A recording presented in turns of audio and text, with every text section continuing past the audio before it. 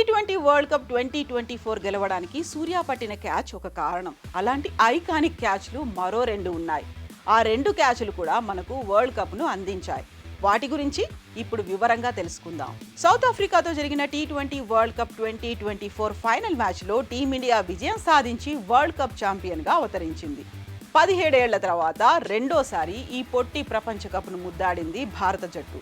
అయితే world cup మనకు దక్కడానికి south Africa innings చివరి ఓవర్ తొలి బంతికి సూర్యకుమార్ యాదవ్ పట్టిన క్యాచ్ కారణమని చాలా మంది క్రికెట్ అభిమానులు అంటున్నారు. నిజానికి అది వాస్తవం కూడా. సౌత్ ఆఫ్రికా విజయానికి చివరి 6 బంతుల్లో 16 పరుగులు అవసరమైన సమయంలో dangerous batter David Miller Pandya వేసిన ఇన్నింగ్స్ 20వ ఓవర్ తొలి బంతిని లాంగ్ ఆఫ్ దిశగా భారీ షాట్ ఆడాడు.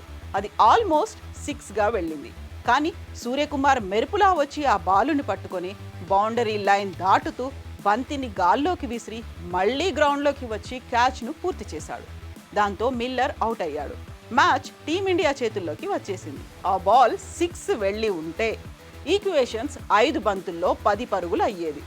మిల్లర్ స్ట్రైక్లో ఉండడంతో మ్యాచ్ ఫలితం వేరేలా ఉండేది.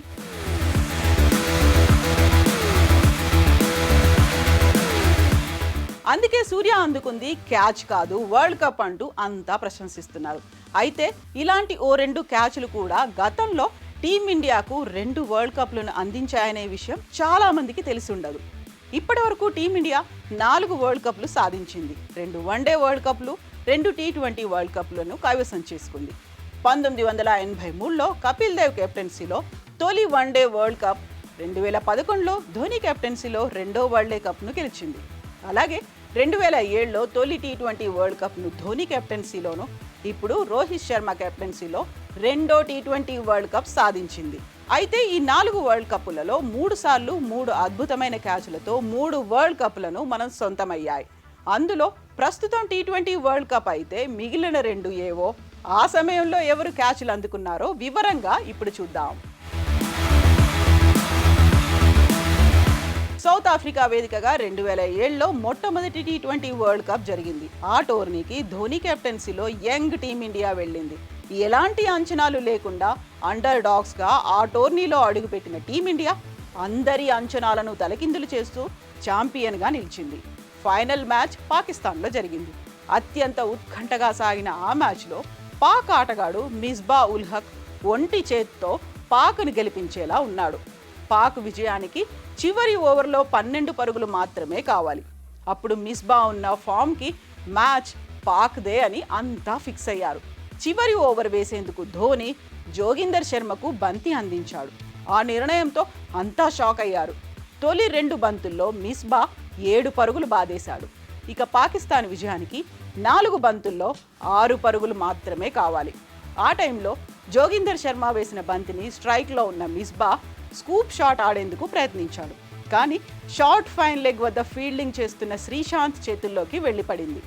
ఆ క్యాచ్తో పాకిస్తాన్ చివరి వికెట్ పడింది. టీమిండియా 5 పరుగుల తేడాతో విజయం సాధించి కప్పును కైవసం చేసుకుంది. శ్రీశాంత్ పట్టిన ఆ క్యాచ్ క్రికెట్ అభిమానుల హృదయాల్లో ఎప్పటికీ నిలిచిపోతుంది. 1983లో కపిల్ దేవ్ కెప్టెన్సీలో భారత జట్టు తొలిసారి వన్డే వరల్డ్ కప్ను గెలుచుకుంది. ఫైనల్ మ్యాచ్లో అప్పటికే 2 సార్లు విశ్వ విజేతగా నిలిచిన అరవీర భయంకరమైన వెస్టిండీస్తో తలపడింది. భారత్ వరల్డ్ కప్ గెలుస్తుందని ఎవ్వరికీ నమ్మకం లేదు. అసలు ఫైనల్కు రావడమే గొప్ప అనే ఫీలింగ్లో అప్పుడు అంతా ఉన్నారు. కానీ ప్రపంచం మొత్తాన్ని ఆశ్చర్యానికి గురిచేస్తూ కపిల్ డెవిల్స్ ఛాంపియన్స్గా నిలిచారు. అయితే ఈ మ్యాచ్లో కపిల్ దేవ్ అందుకున్న ఓ సూపర్ క్యాచ్ టీమిండియాకు వరల్డ్ కప్ను అందించింది. ఆ ఫైనల్లో వెస్టిండీస్కు 184 పరుగుల టార్గెట్ ఇచ్చింది టీమిండియా. అంత చిన్న టార్గెట్ను వెస్టిండీస్ లాంటి భీకరమైన బ్యాటింగ్ లైనప్ ఉన్న టీం సులువుగా గెలుస్తుందని అంతా భావించారు. కానీ వెస్టిండీస్ టీంకు బ్యాటింగ్ వెన్నెముక అయిన వివ్ రిచర్డ్స్ ఇచ్చిన క్యాచ్ని కపిల్ దేవ్ అందుకోవడంతో మ్యాచ్ మలుపు తిరిగింది. ఆ పట్టును టీమిండియా మరింత బిగించి పట్టడంతో కప్పు మనవశమైంది. ఇలా సూర్యకుమార్ యాదవ్, శ్రీశాంత్, కపిల్ దేవులు అందుకున్న 3 సూపర్ క్యాచ్లు మనకు 3 వరల్డ్ కప్లను తెచ్చిపెట్టాయి. మరి ఈ విషయంలో మీ అభిప్రాయాలను కామెంట్స్ రూపంలో తెలియజేయండి.